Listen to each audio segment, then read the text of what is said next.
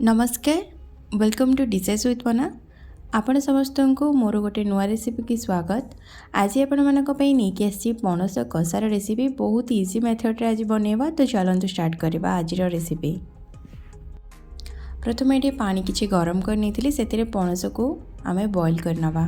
ताको टे सिझेई नबा अल्प टिके लूण देकी अल्प टिके हळदी गुंड ऐड करिकी वर्तमान आको टिके बेसी सिझेबेनी टिके दर सिझा टाइप रो करि नेबे।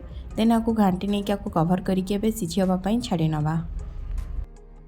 पणस जो टिके कषा लगी था एमती सिझेला पर से कषाटा लगभग ये आम पणस पूरा भल भाव में सिझीगला। बर्तमान आपको गोटे बाउल को बाहर करनवा एमती छाणिकी आपको बाहर करनवा। ये सब गुड़ाक पणस बाहर करनेली। तो चलते अब यार मसला प्रस्तुत करनवा। गैस रोटे फैन को गरम करनी से तेल को ऐड करनेली 2 चम्मच सोरिष तेल को तेल देकी प्रथम ये आलू 2 टू 3टी मु आलू को काटिक रखी ताको भाजी नवा। आलू को टिके बड़ बड़ साइज रो ही काटिबे। देन ये आम आलू भजा पूरा भल भाव में हो जाए। किसी गोटा मसला को ऐड कर गोलमरीच डालचीनी इलायची लवंग किसी जीरा ताकू देकी भलसे फुटीगला पियाज को ऐड करनेली। मुझे 3टी पियाज नहीं लाइट गोल्डन ब्राउन है पर्यंत ये भाजी नेली। भाजी सारा पर से 2 बड़ चम्मच अदा रसुण पेस्ट को ऐड करनेली। भल भाव आपको ये कषि नवा। अदा रसुण कंचा स्मेल गला पर्यंत आपको ये भलसे कषि नवा। देखो ये पूरा भल भाव में कषि नहीं ऐड करवा सब गुड़ाक गुंड मसला को। प्रथम ये ऐड करुच्ची हाफ चम्मच जीरा को, हाफ चम्मच हलदी गुंड, गोटे बड़ चम्मच रेड चिली पाउडर, हाफ चम्मच जीरा पाउडर देकी पूरा भल भाव में सबको ये मिसई नवा।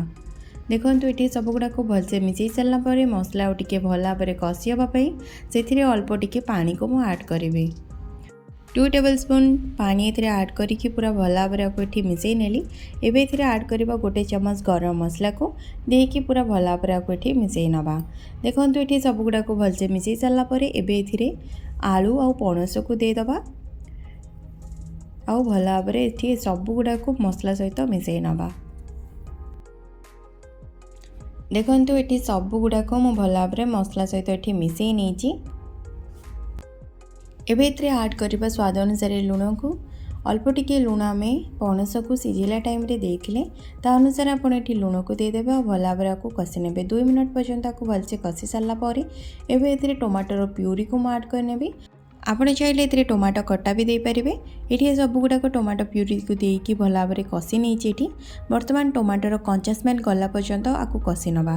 कवर करके रेस्ट हाँपाई छाड़ी नौचे 2 ରୁ 3 मिनट पर ये आम टमाटर कंचा स्मेल पूरा भल भाव में चली जाइए। मसला पूरा भल भाव में आम कषि जाइए। आउ टिके पानी को ऐड करनबा ताकि पणस आउ आलू भल भाव में सिझीज। देन ये सबको भल भाव में देकी कवर कर नवा। ये एमती कवर कर तो चलतु आपको कुक हाँपाई छाड़ी नवा।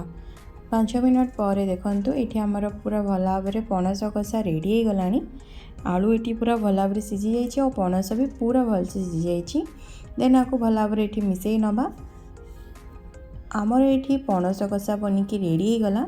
तो चलतु एवं आम सर्व कर नवा। आपण मैंने देखिले पणस कषा मुझे केमिति प्रस्तुत कले। आपण को घरे तार प्रस्तुत करंतु। एबे तो मार्केट रे बहुत बढ़िया बढ़िया कषि पणस मिलूची से बहुत बढ़िया पणस कषा हम। आपण थरे या ट्राए करंतु। केमिति लागिला मते कमेंट सेक्शन में मतामत निश्चय जानबे। आपण को सह देखा पुणी थरे गोटे नुआ रेसिपी सहित से पर्यंत टाटा bye bye. Love you all. Thank you for watching.